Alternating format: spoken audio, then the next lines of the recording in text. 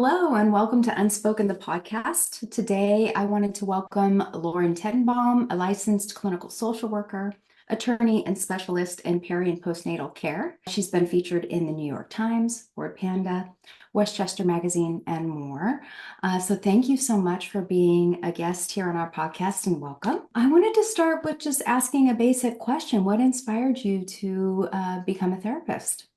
Sure. So I have always been passionate about helping women, particularly women who were going through vulnerable times in their lives. I think my parents instilled in me the drive to serve others, to have empathy, to use my voice and privilege in ways that I could.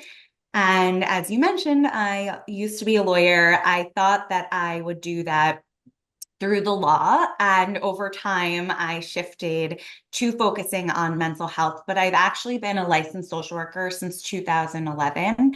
I had pursued both my law and social work degrees at the same time. And after about a decade in the legal industry, I decided to really focus on mental health, particularly maternal mental health, for a variety of reasons. And I've never been happier.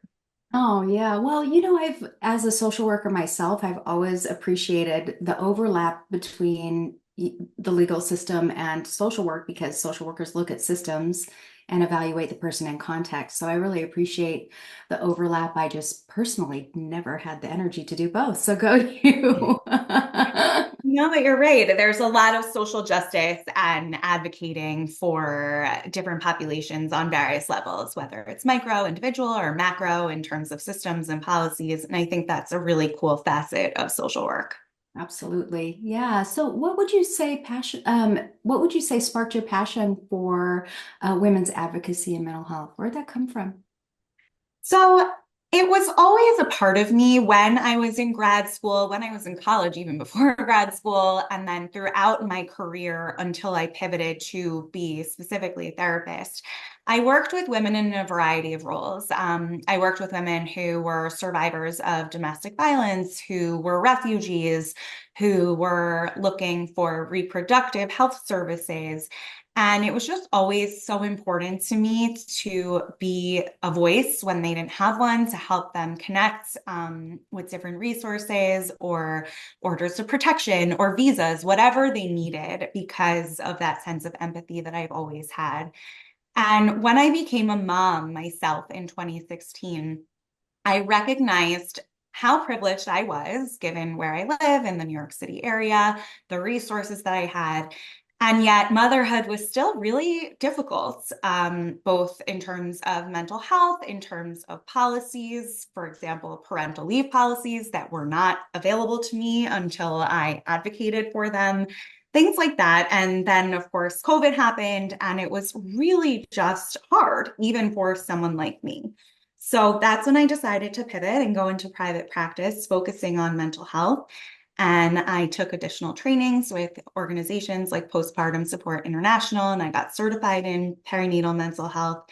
And it's just such an underserved population, even though, women are 50% of the population. Up to 1 in 5 women we know experiences a perinatal mood and anxiety disorder. And there's just so much work to be done, so much support to provide. And I wanted to be the support and offer the support that I wish I had had. Yeah, it is. There's something about motherhood that collides with the sort of social expectation of experiencing it only as joyful for Mhm. women, so you have permission to feel one thing when you have a baby, and it's nice to have some diversity of voices. If it's okay, I'd love to. I mean, one of the areas that I feel really passionate about is, Black women's perimental and um, postpartum mental health care and Mhm. just care. We know that they die at higher rates, and it does seem like the darker your skin, the less the medical community listens to you. And I'm just wondering if you wanted to speak to that dynamic that exists within our country now. Sure. You're absolutely right. Black women, women of color, immigrant women, Indigenous women, they are very much dismissed at higher rates than white women.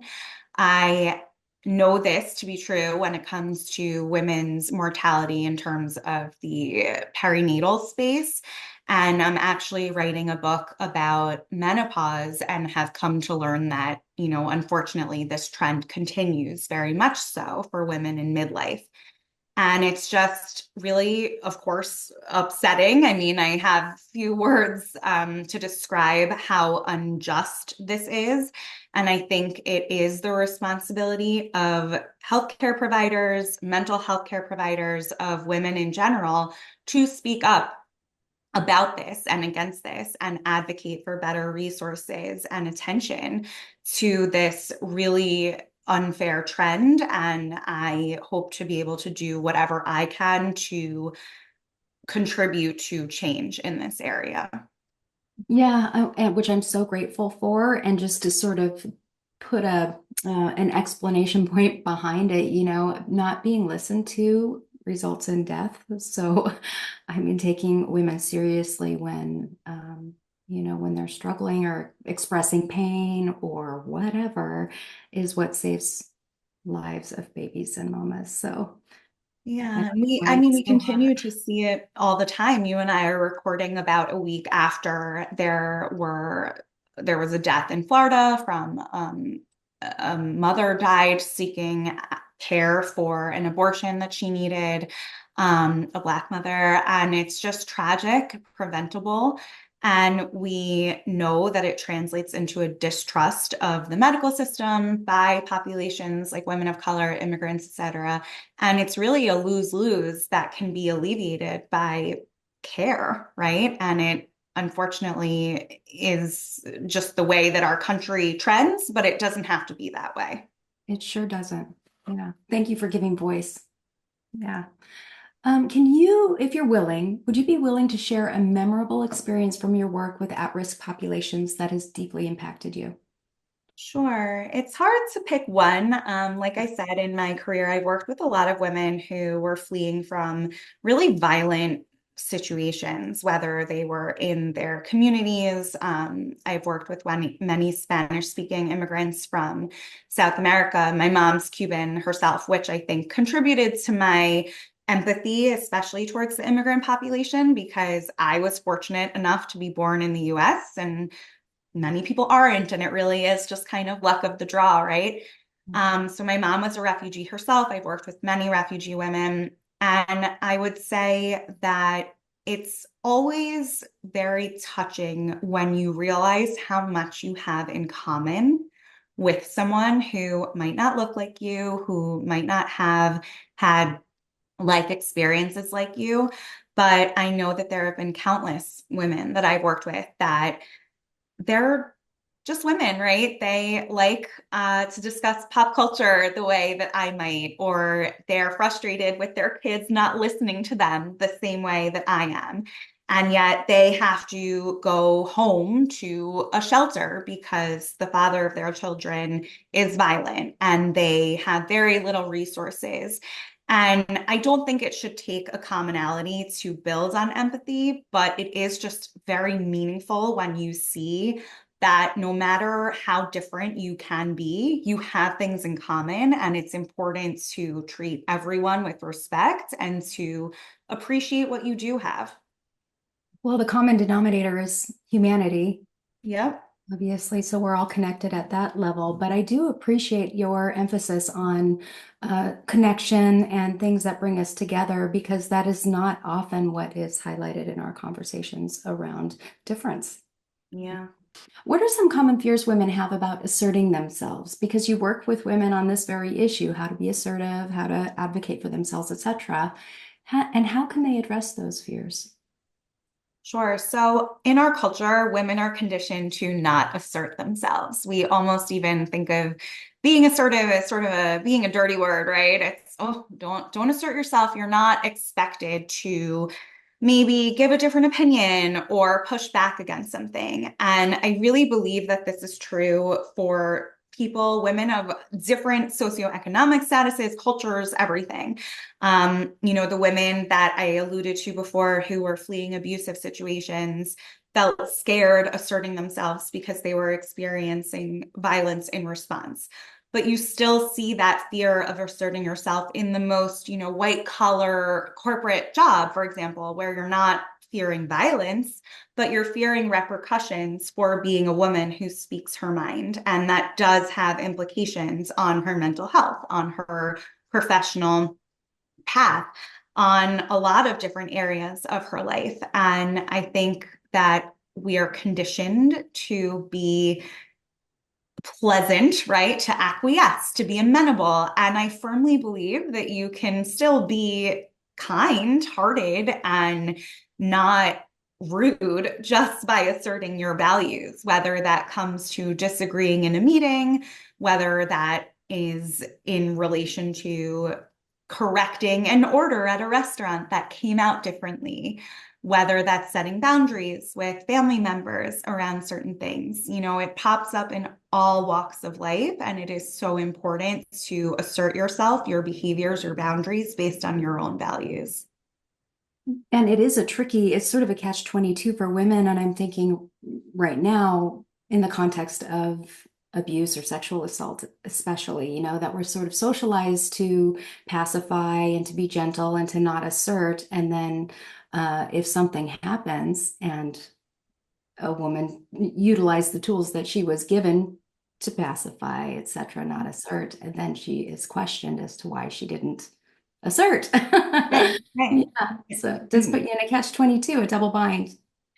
It does. And I won't underestimate how hard it is to come forward. We see this time and again in the media about women who come forward from perhaps sexual assaults that they experienced years ago, right? And people question, well, why didn't they come forward? I don't really believe her. And maybe even the police, if it does happen immediately that she goes to the police, she's often not met with the care that she deserves. And that's a terrible feeling and a terrible outcome. And I won't underestimate how hard it is and say, you must always speak up because it's the right thing to do.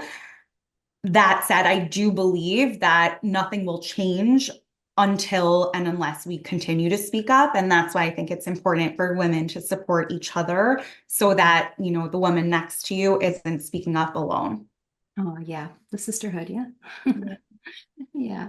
As a chair of the community service committees at your kids' schools, can you talk a little bit about what initiatives that you have found most rewarding? Sure. So I have always been involved in community service and pro bono work. As part of my legal career, I help manage the firm's pro bono program. I've always done a lot in my community. And I think it's really so important to involve our children to the extent that we can, to teach them about giving back, to teach them about privilege. And in my community in Westchester, New York, it doesn't often get noticed that many communities around us are in poverty and at risk. And being the chair of the community service committees at both the school and my local synagogue has been incredibly rewarding because whatever initiative we're doing, whether it's a coat collection, which is a little more hands-off, so anything from that to packing up toiletries full of period products or postpartum supplies or groceries and then delivering them, that can be more hands-on. All of these activities are much needed. And I think teaching really valuable lessons to our children who should learn from an early age that I think it's a moral duty, as you alluded to before, to support other human beings. Which kind of leads me back to something else, like back to women, especially after having a child and the vulnerability that goes with that. I mean, that is I would say, an isolating experience. At least for myself, it was extremely isolating. Yeah. And especially if you have a birth delivery, an experience that was not great, that's even more, it can feel more isolating. I guess my perception is that it seems unnatural for us to raise babies alone in a house by ourselves all day. And it would also seem, I'm assuming there are studies around this, that women who have more women, or it doesn't have to be women, just people around them to support them in this process and just be there, that maybe they do better. Is there anything, have you seen any research behind that, or even anecdotally, could you speak to that? Absolutely. I think community support, the village, even online virtual communities, whether they're support groups or Facebook groups, they really can be a literal lifeline because it is incredibly lonely. And the policies that we have and don't have in this country around being basically forced to go back to work and leave your baby and all the things, right? It's just an incredibly isolating experience and you're exhausted, which I don't mean lightly because that lack of sleep can really wreak havoc on your mental health. So I absolutely think it is so important to set up a support team, whether that includes mental health professionals, whether that includes friends, family, a cousin who lives around the world, but you can text at any time of night, whatever it might be. And really all of the above. I believe very much in women supporting women. As you said, it doesn't have to only be women. It should also be a woman's partner, whomever, that might be. And I know from my own experience and from the experience of supporting women along this journey that the power of community is immeasurable. And I think that we have to normalize the need for support. And I've worked with women, on all sides of the spectrum, whether they're low income and have very little financial means to having a lot of financial means, and then maybe they hire help and they feel guilty about that. And I always tell them, do not feel guilty about needing help or wanting help. Wherever you are in the spectrum, we are meant to do this with support. So what you just said is in contrast with almost a fetishization of women who are stay-at-home parents and kind of do it all and look beautiful and everything is perfect.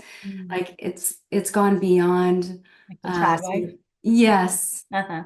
Yeah, and I'm curious because I don't want to be disparaging of any woman's choice in terms of how they support their family, but asking for help is not something that is really put on a pedestal in the same way as somebody who's able to do everything and look perfect in the process kind of thing. I'm curious if you have anything to say about that, or if you could speak to that.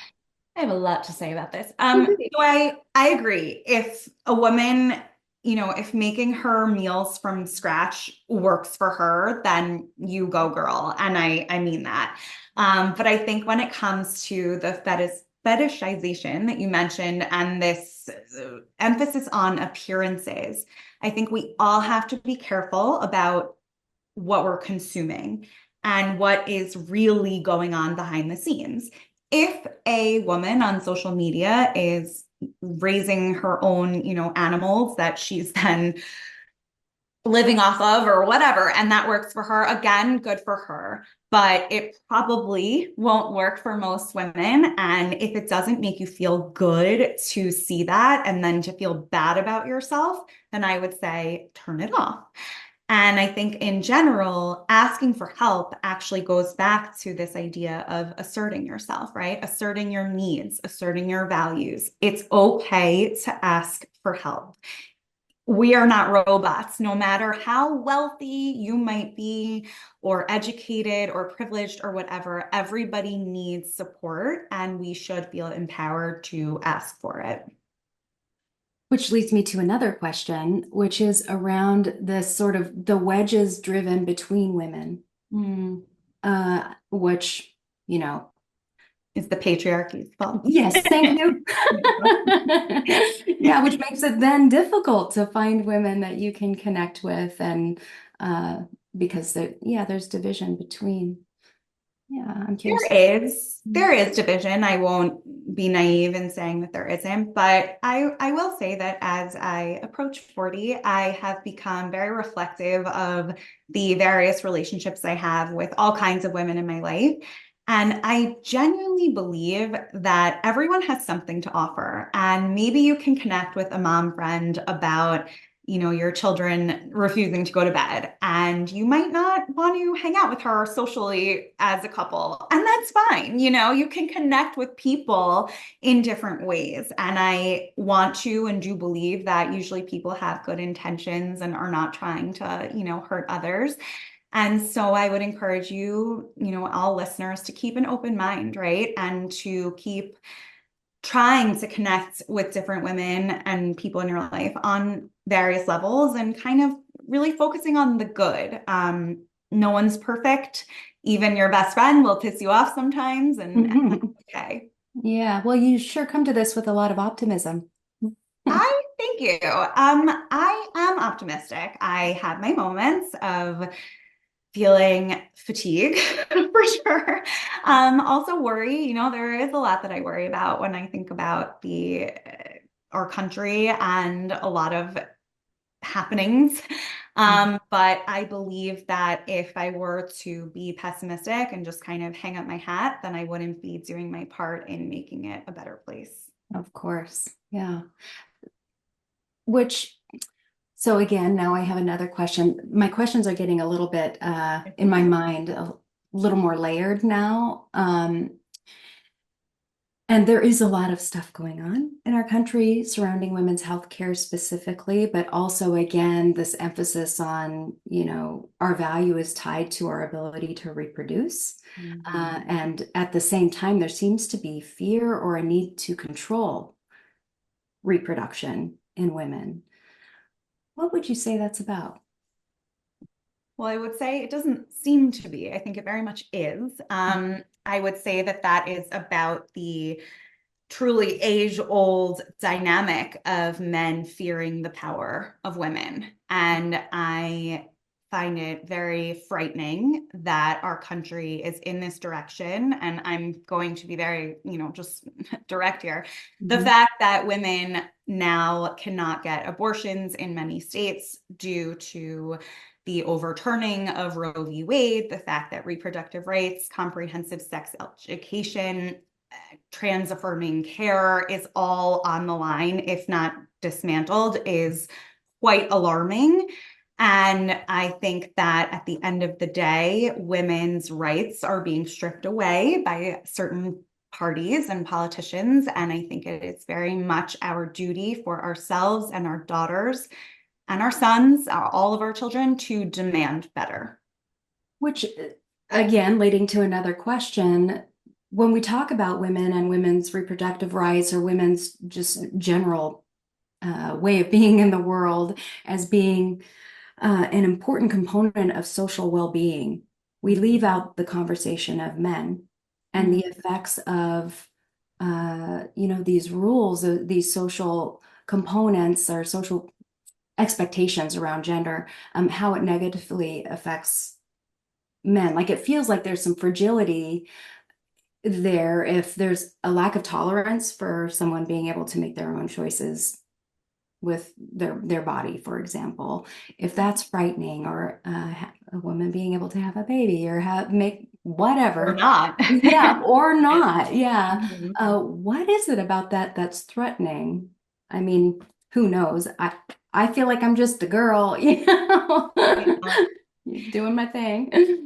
I mean, look, it's truly a tale as old as time, right? We literally could go back to the Adam and Eve of it all. And I just think that men have generally, very generally speaking, some men fear women, right? And then they do use religion often as a tool to do that, to say, well, women's place is, in the home, etc. I think often there are loud voices that don't necessarily represent the majority, or at least I would like to think that. I know that the men in my life, in my community, are very much feminist supporters of women, women's autonomy. They're not getting as much, media attention as certain other figures in our culture. But I think that's why we have to both elevate those voices and really lean on them as allies, because all of these issues, even abortion, it's not a woman's issue, right? It's a human rights issue. And the men need to be speaking up just as much as the women. And I wonder, which is kind of what I was trying to get at a moment ago, but I got sidetracked in my own mind, which is the effect of all of this stuff on men and men's mental health as well. If we have these rigid boxes that we're supposed to fit into, what if you don't fit into it? Or I don't know. It's Yeah. just a part of the It's a conversation. lose-lose, right? Yeah. No one Yeah. really wins from these rigid boxes. And there is actually a theory, the man box. And I'm not sure if you're familiar with it, but you hit the nail on the head that men are conditioned to fit into a certain role, right? The provider. And we see it all the time, for example, with parental leave policies. I know many men who got pushed back for taking leave. And we all know, we really do know, based on data and anecdotes, that when men take parental leave, everyone wins. The baby and the father bond. The mom has a less likelihood of experiencing a PMAD. The father is more involved in the baby, raising, and the mom does not necessarily become the default parent. And I know that there are corporate, heads who could argue that, oh, well, the company doesn't win. But the reality of it is parental leave is such a flash in the pan. It's so short. And so really, if you work for a company that supports you as a human being, you are more likely to be loyal to that company, et cetera, et cetera. So it is a win. Hmm. And it's not easy to assert your boundaries or your values. I'm not saying that it is, but I believe it's worth it. Yes, it absolutely is.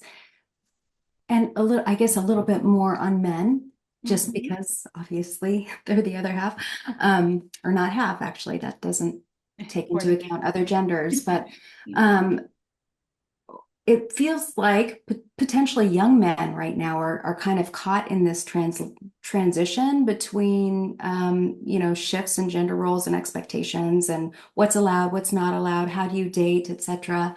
Who am I supposed to be? That's what it looks like to be a young man to me today. And I know that women are your focus, so you don't have to speak to it, but I'm just curious if you have any reflections on that. Yeah, I think I would quote from a friend of mine who is of a generation older than me, who recently said to me, I've been observing your generation, millennials, and I see such a progress in that fathers are generally more hands-on, they're expected to be, and they're happily doing so, right? And I think that it is progress and a good form of progress.